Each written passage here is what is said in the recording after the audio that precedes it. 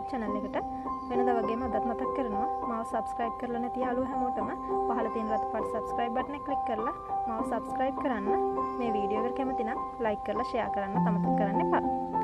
Video එක skip කරන්න නැතුව බලන්න. මම අද ඔයාලට කියලා දෙන්නේ හරියටම කඩේ විදිහටම Swiss roll එකක් හදාගන්න විදිය. අපි එහෙනම් වැඩි වෙලාවක් ගන්න නැතුව Swiss roll එක හදන්න පටන් ගමු. හරි අපි මුලින්ම බලමු අපිට මේ Swiss roll cake එක හදන්න අවශ්‍ය වෙන ද්‍රව්‍ය මොනවද කියලා. මම මෙතන අරගෙන තියෙනවා බිත්තර 3ක්. බිත්තර 3 කහමද සුදුමද වෙන් කරන්නේ නැතුව අරගෙන තියෙන්නේ.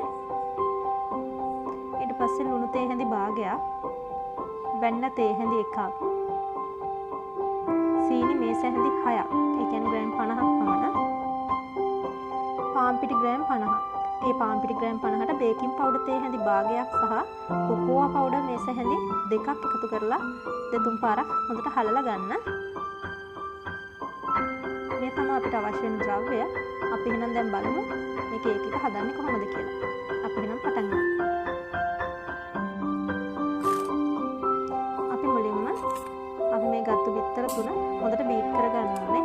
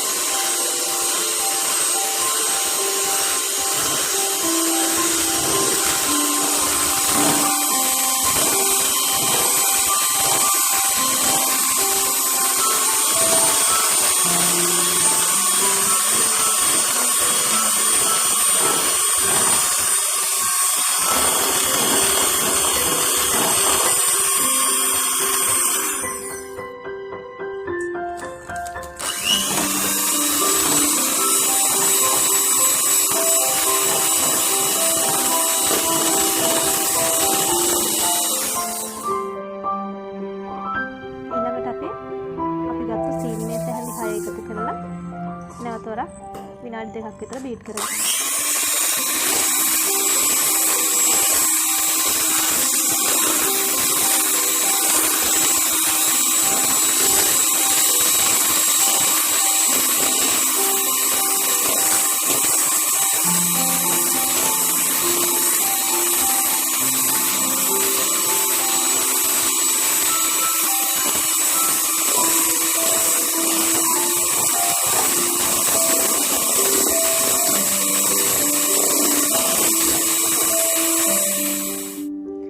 බිත්තර ටික බීට් කරගෙන ඉවරයි. අපි දැන් මේකට වැනිලා තේ හැන්දක් එකතු කරනවා.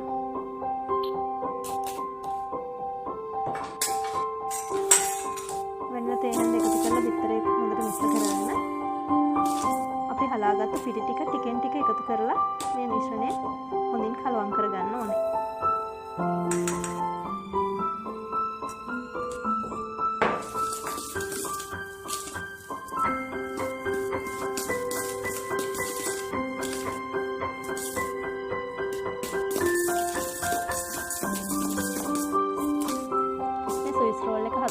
අමාරු නෑ. ඔයාලට පුළුවන් ගෙදරදී උත්සාහ කරලා බලන්න. මේ විදිහට හොඳට මික්ස් කරගන්න. ටික ටික පාන් පිටි ටික සියල්ලම එකතු කරගෙන අපි බැටර් එක හොඳට කලවම් කරගන්න ඕනේ.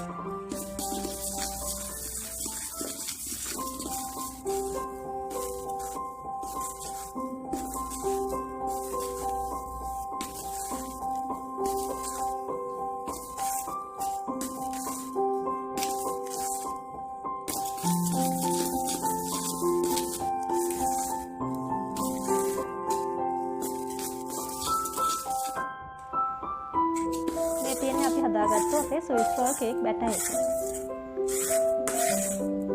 මේක ටිකක් දිය ගතියෙන් වැඩි batter එකක්.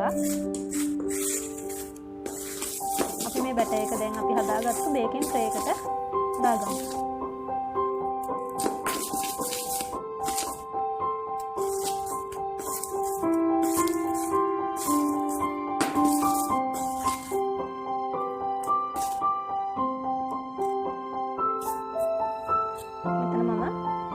බේකින් ට්‍රේ එකේ බටර් ටිකක් තවරලා ඔයිල් පේපර් එකක් ඊට උඩින් දාලා නැවත වාරයක් බටර් ටිකක් තවරගෙන තියෙන්නේ.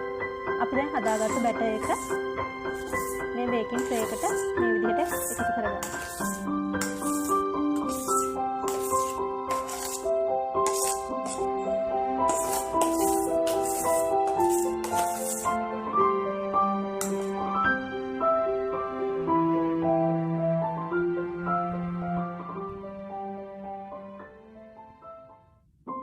සම්පූර්ණයෙන්ම බැටර් එක බේකින් ට්‍රේ එකට එකතු කරගෙන මේකේ තියෙන වායු බුබුළු ඉවත් කරන්න අපි මේකට තුන් පාරක් ටැප් කරගන්න ඕනේ. ඊට පස්සේ අපි මේක සෙල්සියස් අංශක 150 උෂ්ණත්වයේ විනාඩි 10ක් ෆ්‍රී හීට් කරගත්තු oven එක විනාඩි 20ක් විතර බේක් කරගන්න ඕනේ.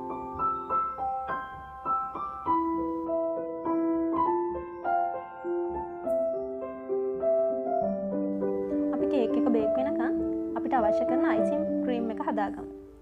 අපි බලමු අයිසිං ක්‍රීම් එක හදාගන්න අපිට අවශ්‍ය වෙන ද්‍රව්‍ය මොනවද කියලා. මම මෙතන අරගෙන තියෙනවා රූම් ටෙම්පරේචර් එකේ තියෙන බටර් ග්‍රෑම් 50. ඊට අමතරව අයිසිං ග්‍රෑම් 150ක් අරන් තියෙනවා. කොකෝ පවුඩර් මේස හැන්දක් එකට එකතු කරලා හොඳින් හලලා ගන්න එකපාරක් විතර කැට හිටින්න නැති වෙන්න. ඊට අමතරව වැනිලා තේ හැන්දකුත් අපි එකතු කරනවා. මුලින්ම අපි බටර් එක මේ විදිහට හැන්දකින් මේස් කරගන්නවා. අපි මීටරයක් පාවිච්චි කරන්නේ අයිසිං එක හදාගන්න. අපි හැන්දෙන් තමයි හොඳට කලවම් කරගන්නේ. අපි මේ විදිහට කලවම් කරගත්තු බටර් එකට අයිසිං සීනි ටික ටික එකතු කරලා හොඳින් කලවම් කරගන්න ඕනේ. ක්‍රීම් එකක් වගේ එනකම්.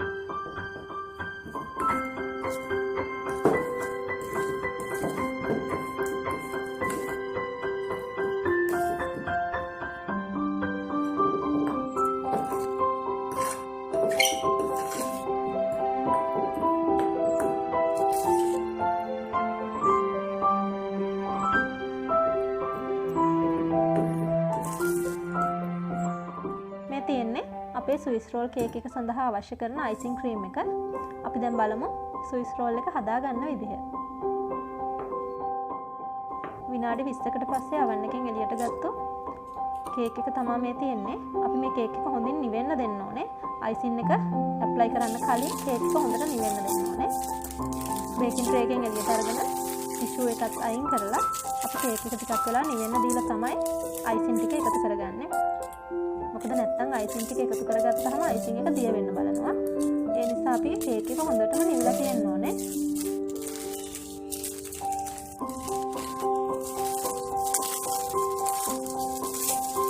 අපි මේ විදිහට ටිෂු එක හොඳින් ඉවත් කරගෙන කේක් එක නිවෙන්න දෙන්න ඕනේ.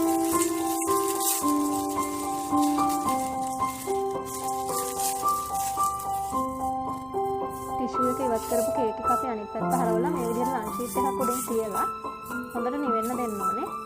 අයිසින් එක ඇප්ලයි කරන්නේ අපි හොඳට නිවුනට පස්සේ. දැන් අපේ කේක් එක හොඳට නිවිලා තියෙන්නේ. අපි අපේ අයිසින් එක කේක් එක මැදට ඇප්ලයි කරගන්න තමයි හදන්නේ. මේ වගේ ස්පැචුලා එකක් පාවිච්චි කරලා තමයි මම කේක් එකට අයිසින් එක ඇප්ලයි කරගන්නේ.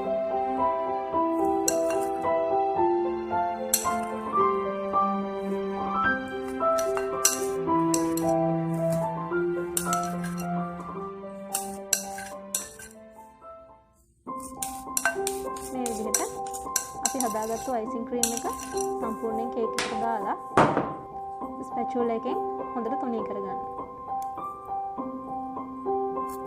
සම්පූර්ණ කේක් එක කවර් වෙන විදිහටම අයිසින් එක ඇප්ලයි කරගන්න.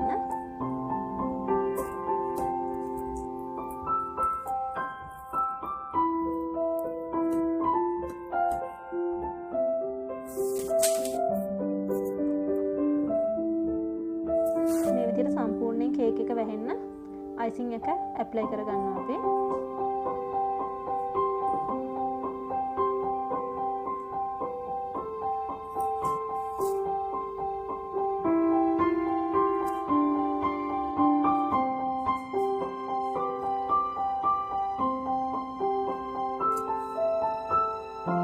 සම්පූර්ණ කේක් එකම කවර් වෙන්න මේ විදිහට අයිසින් එක ඇප්ලයි කරගත්තට පස්සේ අපි මේක රෝල් කරගන්නවා.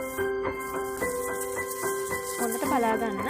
අපි මුලින්ම ලන්ච් ෂීට් එකේ ආධාරයෙන් කේක් එක වටයක් මේ විදිහට කරකව ගන්නවා. ඊට පස්සේ අපිට පුළුවන් කේක් එකෙන්ම අල්ලලා මේ විදිහට ටිකක් තදට හිටින විදිහට සම්පූර්ණ කේක් එක මේ විදිහට රෝල් කරගන්න.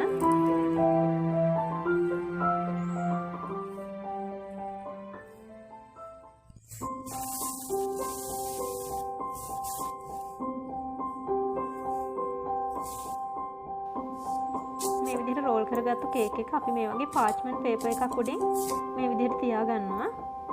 ඊට පස්සේ නැවත පාර්ච්මන්ට් පේපර් එකෙන් හොඳට මේ කේක් එක කවර් කරගන්න. මම මේ කරන විදිහ හොඳට බලා ගන්න. මේ විදිහටම ඔයාලත් කරලා බලන්න ස්විස් රෝල් කේක් එකක් ඔයාලට ගෙදරදීම රසට හදා ගන්න පුළුවන්. අපි මේ විදිහට පාර්ච්මන්ට් පේපර් එකෙන් හොඳට කවර් කරගත්තට පස්සේ මේ කේක් එක පැය 2ක් පමණ ශීතකරණයේ තියාගන්නවා. ඊට චුට්ටක් වැඩි වුණත් කමක් නැහැ. පැය 2ක් තමයි අපි සාමාන්‍යයෙන් තියාගන්නේ. ඊට පස්සේ අපිට පුළුවන් මේක කැමට ගන්න. මේ විදිහට හොඳට කවර් කරගන්න.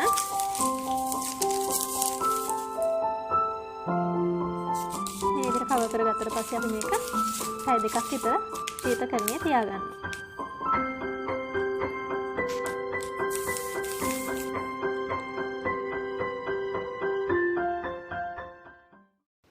මේ තියෙන්නේ අපි පැය 2කට පස්සේ ෆ්‍රිජ් එකෙන් එළියට ගත්ත අපේ ස්විස් රෝල් කේක් එක. අපි දැන් බලමු පාර්ච්මන්ට් පේපර් එක අයින් කරලා අපේ කේක් එක කොයි විදිහටද තියෙන්නේ කියලා.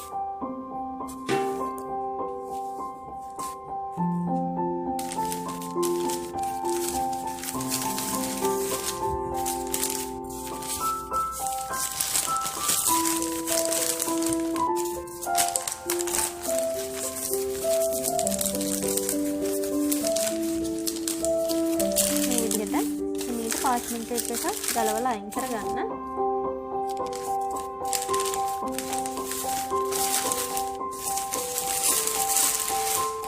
ඊට පස්සේ අපි දෙපැත්ත කපා ගන්නවා. දෙපැත්තෙන් මේක නැති නිසා අපි දෙපැත්තෙන් චුට්ටක් කපලා ඉවත් කරගන්නවා.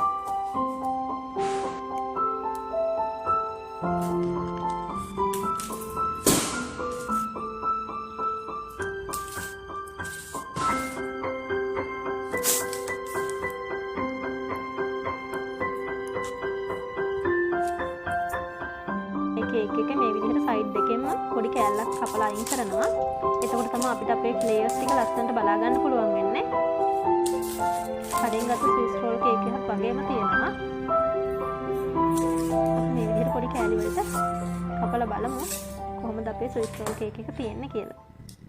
පේනවනේ. හරි ලස්සනට ලේයර්ස් ටික වෙන් වෙන් වශයෙන් බලා ගන්න පුළුවන්. අයිසින් ලේයර් එකක් මැද්දෙන් තියෙනවා. හරිම රසයි. ඔයාලත් ගෙදරදීම ස්විස් රෝල් කේක් එකක් හදලා බලන්න. මේ විදිහට හැදුවොත් ඔයාලට කඩෙන් ආයේ ස්විස් රෝල් ගන්න අවශ්‍ය වෙන්නේ නැහැ.